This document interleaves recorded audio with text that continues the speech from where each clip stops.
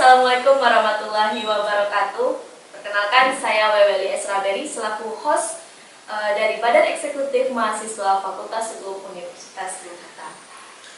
Pada kesempatan kali ini, kita akan sedikit berbincang-bincang mengenai permasalahan dan problematika yang kita semua hadapi, baik itu dari mahasiswa ataupun mungkin dari masyarakat. Jadi kebetulan pada sore hari ini kita ada dua narasumber. Yang pertama itu ada dari Gubernur Fakultas Hukum Universitas Jakarta, Bang Muhammad Iksan. Sedikit profilnya yaitu beliau lahir di Padang pada 1 September 1998. Beliau BP 17 ya Bang ya. Yeah. Dan kedua dari calon wisudawan 2020, Bang Muhammad Anggiat Andeswara. Betul sekali, tempat tanggal lahirnya Jakarta 17 Agustus 1998. Beliau BP 15 ya Bang?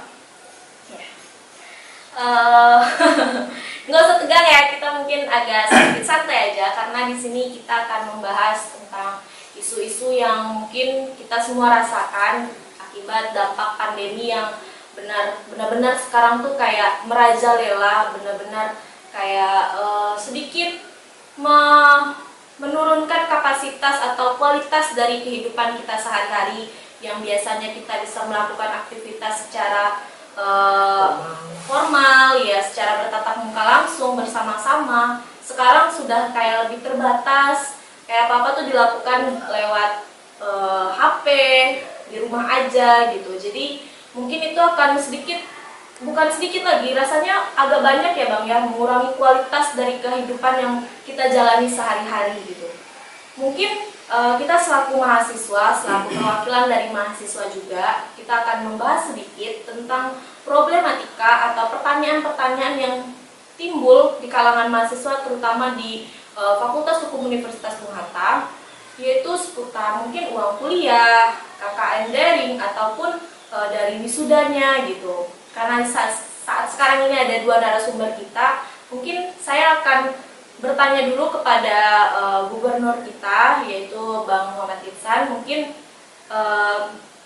Abang bisa jelaskan terkait isu, kalau nggak salah kita sudah 3 kali mengadakan audiensi ya Bang, sudah 3 kali mengadakan audiensi kepada pihak rektorat, yang mana itu membawa beberapa tuntutan dari mahasiswa ya Bang ya. Mungkin bisa diceritakan sedikit kronologinya, bagaimana proses bertemu dengan rektoratnya, apakah berjalan dengan sesuai keinginan kita, atau mungkin pada saat audiensi dari pihak-pihak lembaga selingkungan justru tidak bertemu gitu Bang. Mungkin bisa diceritakan. Saya sedikit akan menceritakan ya bagaimana kronologi pada saat kami lembaga selingkungan untuk bisa bertemu rektorat secara langsung, yang dimana kami secara birokrasinya mengikuti alur-alur untuk bertemu dengan rektor tersebut gitu, yang dimana pada pertemuan yang pertama kami membawa tuntutan dari mahasiswa. Ada 2 tuntutan, yang dimana mengenai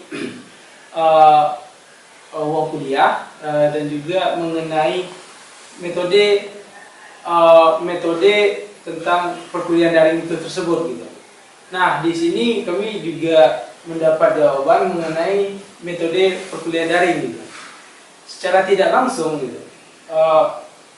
kita sebagai mahasiswa telah diatur bagaimana tata cara kita kuliah daring gitu. Kemudahan-kemudahan yang didapat di perkuliahan daring itu telah dijelaskan gitu secara langsung oleh rektorat pada saat itu, dan ada tertera di portal kita masing-masing. Bagaimana kurikulumnya gitu, bagaimana penilaiannya itu sudah ada gitu. Jadi kebanyakan mahasiswa sekarang juga masih bertanya kenapa itu tidak disebarluaskan ya. Tapi hal itu tuh bisa dicek langsung di portal teman-teman masing-masing. Itu tuh juga sudah dijelaskan bagaimana metodenya.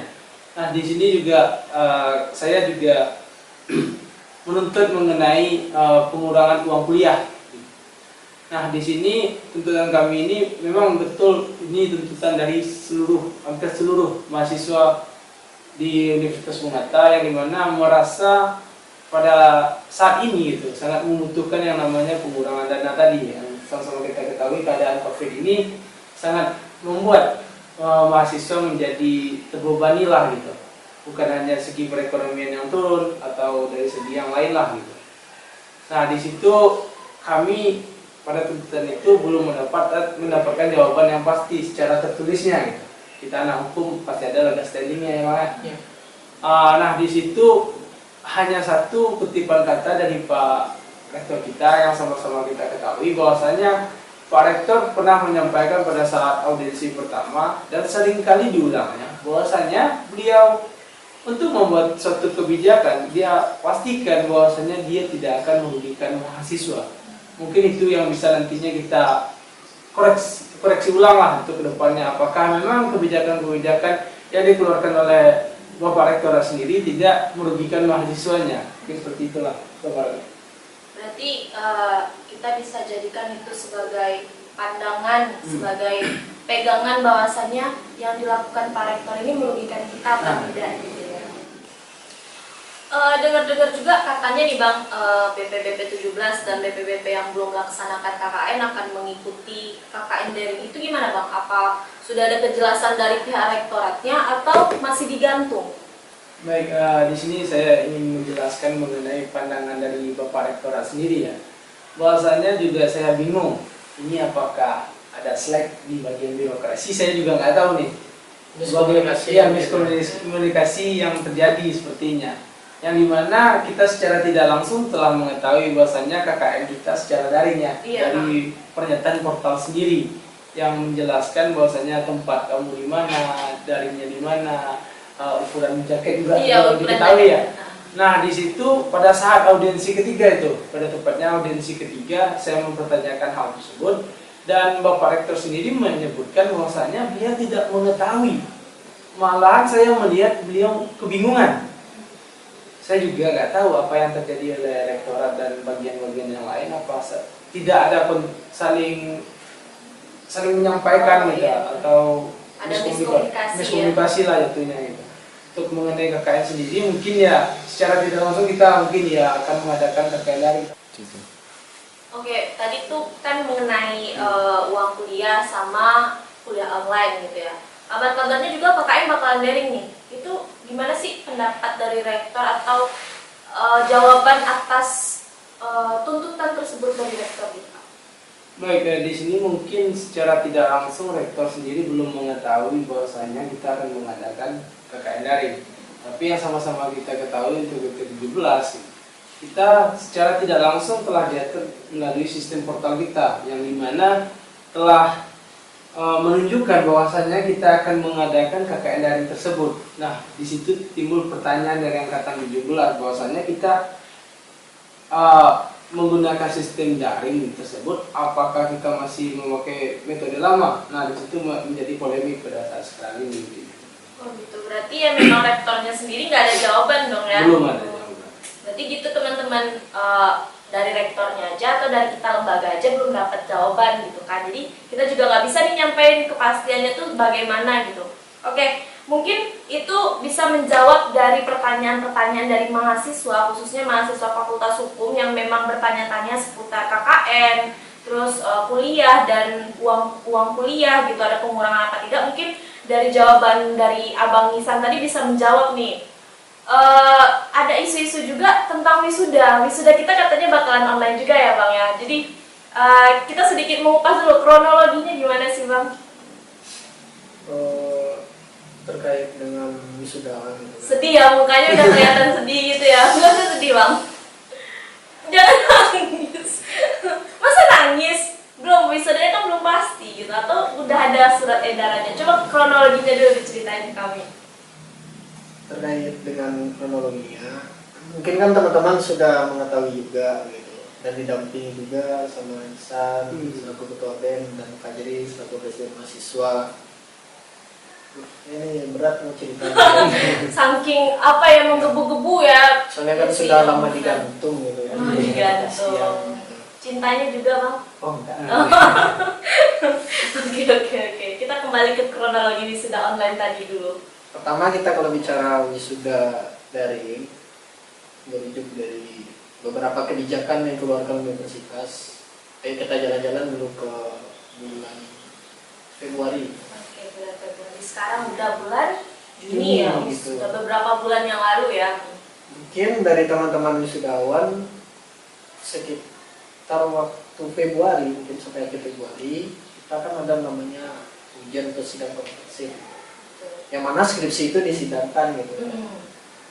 Istilahnya kalau kita bicara masalah terkait proseduralnya itu namanya yudisium.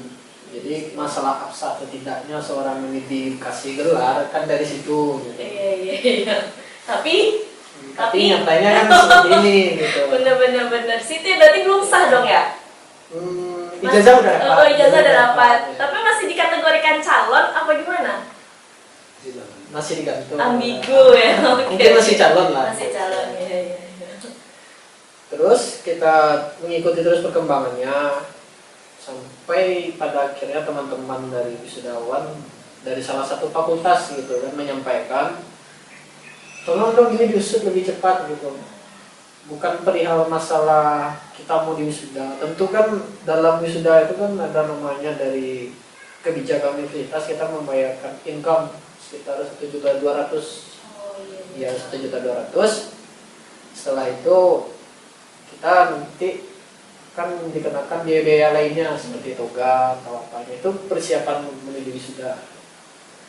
Nah, karena keresahan dari teman-teman ini kita membuat petisi gitu, petisi yang dimana kita menyatakan sikap bahwasanya ini menolak wisuda secara online dan mendesak pihak rektorat agar segera mengeluarkan kebijakan yang nantinya tidak merugikan kita semua lah, teman-teman wisudawan gitu. Karena di masa pandemi ini kan kita juga sama-sama sulit gitu. Kalau dia benar-benar Iya, turun ya. kita juga minta diselesaikan dengan cara baik lah gitu kan. Dan setelah itu, setelah petisi itu dibuat dan dengan beberapa teman-teman, saya pergi nih sama Bang Fajar ya, Bang Fajar Tiamri, sama Fajri juga, sama Ketua BEM, pergi ke pihak rektorat, yang mana kita di situ lakukan dulu audiensi atau klarifikasi gitu. Kita mencari solusi dulu, seperti apa sih dengan surat edaran yang telah dikeluarkan tersebut, apakah memang benar sudah inkrah, sudah daring secara online itu atau bagaimana gitu. Dan jawaban dari Pak Swamperi selaku Kepala BAU menyampaikan, beliau menyampaikan seperti ini, untuk masalah mekanisme wisuda daring itu masih kita diskusikan gitu. Dan untuk pengembalian uang yang telah dikeluarkan oleh calon wisudawan untuk kebutuhan pelaksanaan wisuda yang ke-73 itu nanti kita sampaikan dengan baik dan insya Allah tidak akan merugikan gitu. Tapi kalau misalnya ingin dikembalikan atau menolak wisuda daring ini, setidaknya teman-teman harus punya data nih, teman-teman data wisudawan memang seutuhnya dan seluruhnya dengan sepakat menolak wisuda tersebut gitu.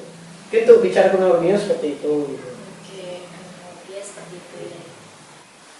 Berarti wisuda online itu dari para calon wisudawan pun sudah membuat petisi gitu ya. Ini mungkin dibahas-bahas sedikit, ini masalah uang ya Bang ya, karena udah bayar. Sama kayak KKN kita nggak sih? KKN itu juga kayak gitu, KKN kita udah bayar KKN nih, tapi kejelasan KKN-nya juga nggak ada sampai sekarang gitu kan. Terus kalau untuk surat edarannya udah keluar Bang? Kalau terkait dengan surat edaran kan teman-teman juga sudah tahu gitu. Kita sudah pihak rektorat juga sudah sebarluaskan surat edaran tersebut di grup masyarakat Fakultas Hukum atau di mungkin teman-teman fakultas lain juga udah tahu gitu. Yang dimana surat tersebut kan menegaskan bahwasanya kuliah di semester selanjutnya itu juga sudah secara daring. Sedih. Ya sedih. Ya, sedih kita banget, sama-sama benar. korban lah. Iya, Gitu. iya Kak. Cuman kami korbannya beda. Kami korbannya masih ada 1-2 semester lagi yang bakal kami hadapin kalau misalnya daring terus nih, gimana ceritanya gitu kan. Pokoknya kita kan minta yang terbaik gitu dari pihak rektorat. Dan bicara surat edaran tadi, kan ada tuh di poin berapa saya juga lupa bagaimana signifikan surat tersebut menyampaikan. Redaksi kata-katanya wisuda akan dilaksanakan secara daring gitu. Tapi kalau saya tanyakan kemarin mengklarifikasi kepada pihak rektorat, itu belum inkrah loh. Kalau kita bicara inkrah kan sekarang hitam di atas putih gitu. Iyalah, harus ada kejelasan Iya, ya. mengapa kita mencoba untuk memprotes, tentu karena sudah dikeluarkan kebijakan gitu kan. Sudah ada buktinya gitu Ya. ya. Karena menurut saya itu tidak jauh-jauh hanya alibi pihak rektorat semata gitu. Karena ini sudah berapa bulan gitu, kalau masih dalam tahap pengkajian, ya kita sama-sama tahu administrasi perkantoran universitas kan juga bekerja seperti biasa gitu. Iya, mereka tetap ke Iya. kampus gitu kan. Cuman memang perkuliahan itu kayak memang ditiadakan, cuman Administrasi tetap masih berjalan. itu berarti pas ngurus-ngurus untuk wisuda tuh masih ke kampus ya bang ya, Iya. nggak lewat online. Online lah biasanya, tapi kalau sebelum apa itu kita memang harus ke kampus seperti pengambilan ijazah kita juga ke Oh iya kampus. benar. Istilahnya ya kalau kita bicara masalah dirugikan, yang menjadi korban itu bukan wisudawan juga gitu. Iya. Teman-teman yang lain juga bagaimana. Kayak dampaknya ke semua. Iya, Gitu. bicara mekanismenya memang perlu pengkajian juga. Ada beberapa teman-teman yang dari luar daerah, aksesnya untuk internet kan tidak selalu lancar. Nah betul sekali. Iya. Memfasilitasinya itu seperti apa gitu. Itu tanggung jawab mereka, gitu. Tanggung jawab dari pihak rektorat lah gitu. Oke, berarti itu seputar wisuda online itu berarti perkembangannya ada lagi nggak perkembangan yang lain yang mungkin belum sempat terekspos atau memang berita itu hangatnya hanya di kalangan calon wisudawan aja? Kalau untuk terekspos, kemarin ada dari salah satu teman-teman dari Fakultas Hukum membantu untuk memviralkan ini melalui artikel berita gitu. Oh gitu. Dan nanti kalau misal teman-teman ingin bertanya dari mana media, itu bisa saya sampaikan. Oke, bisa lihat di bawah sini. Iya. Iya di bawah sini. Yang penting kita nggak endorse ya. Iya. Terus kita masuk, ada yang masuk sama yang di sana. Iya, kan iya, endorse. iya. Kalau teman masuk penjara dia endorse. betul. Oke, itu mungkin secara garis besar tentang masalah wisuda daring yang akan mungkin bisa jadi itu terlaksana, bisa juga tidak ya bang ya. Cuman masih ambigu, masih digantung gitu. Sama halnya kayak KKN, terus uang kuliah gitu. Sebenarnya kita sih dari masyarakat cuman pengen kejelasannya tuh ya kalau misalnya memang online, kembaliin lah uang kita. Gitu. Nah, Iya. Karena kan ekonomi juga seperti Dan ini. uang gitu yang ya. dibayarkan pun tidak sebanyak seperti bulan normal. Boleh bayar tapi yang sewajarnya gitu kan. Nggak mungkin kan mereka ngambil uang sesuai dengan pelaksanaan yang secara Iya, normal. kalau gitu bicara kan. efektif kan memang nggak efektif lah kalau kuliah Iya, kayak gini. betul. Tapi kan ya keadaan kayak gini. Iya. Gitu. Makanya harus diseimbangin gitu. Mungkin dari Pak Wagub ada kesimpulan untuk mewakili suara mahasiswa terhadap pihak-pihak tertentu gitu. Baik, mungkin saya sedikit ingin menyampaikan sebenarnya apresiasi dari mahasiswa seluruh Universitas Bungata bahwasanya mengenai kuliah online, mengenai uang kuliah, mengenai KKN daring, itu kami berharap terkhususnya kepada Bapak Rektor sendiri, Pak Tafdil, mudah-mudahan mendengarkanlah ya aspirasi kami ini, yang dimana bahwasanya kami berharap besar terhadap pengurangan atau pemotongan uang kuliah, yang dimana sekarang seluruh berdampak terhadap COVID itu, bukan hanya orang-orang di bawah saja itu, melainkan juga yang bagian tengah, bagian atas juga terkena dampak COVID itu sendiri gitu. Yang poin kedua yang mengenai metode kegiatan secara daring, kami berharap mungkin bantuan dari universitas memberi kami akses lah namanya untuk bagaimana pengurangan biaya untuk berkuliah online inilah gitu. Contohnya kuota dan hal sebagainya macamnya gitu. Dan juga mengenai KKN daring gitu. Berilah kami kejelasan bagaimana tata cara kami harus menjalankan KKN tersebut. Yang harus kita ingat, KKN itu adalah kuliah kerja nyata.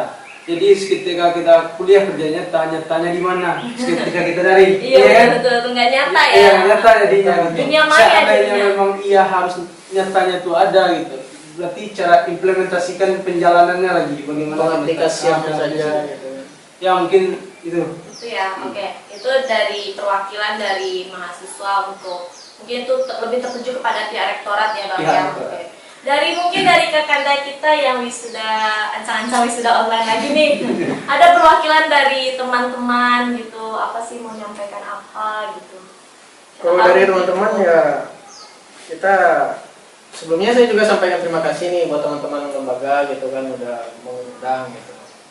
Yang mudah-mudahan teman-teman juga bisa sukses terus Amin. berprogres yang mereka. Amin. Dan juga terbaik lah untuk teman-teman yang lain. Dan terkait dengan untuk suara wisudawan, kita minta apapun itu kebijakan yang nanti tidak merugikan wisudawan dan sesuai dengan pernyataan sikap yang telah kami sepakati bersama. Kami minta wisuda secara konvensional sampai tenggang waktu yang nanti akan kita sampaikan ketika pertemuan selanjutnya kepada rektorat gitu. Jadi setelah itu kami lakukan dan waktu yang telah kami tentukan, apabila tidak terlaksana, kami minta uang kami kembalikan. Jadi mungkin itu saja harapannya. Jadi secara garis besarnya kembalikan uang kami, sesuaikan dengan apa yang kami lakukan, itu intinya ya. Oke, terima kasih Bang waktunya untuk Bang Andian juga, Bang Ihsan juga. Semoga podcast kita kali ini bisa menjawab pertanyaan dari teman-teman sekalian, dan kurang dan lebihnya saya selaku host mohon maaf. Kami dari Badan Eksekutif Mahasiswa Fakultas Hukum mohon undur diri. Assalamualaikum warahmatullahi wabarakatuh.